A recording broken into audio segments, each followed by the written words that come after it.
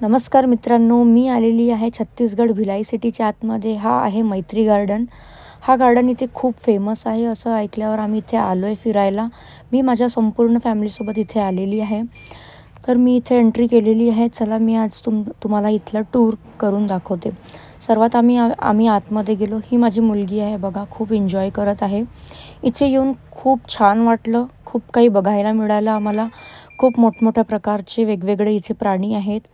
इत्यादी प्रकारचे इथे प्राणी आहेत. खूप काही बघायला मिळालं. हे बघू शकता तुम्ही.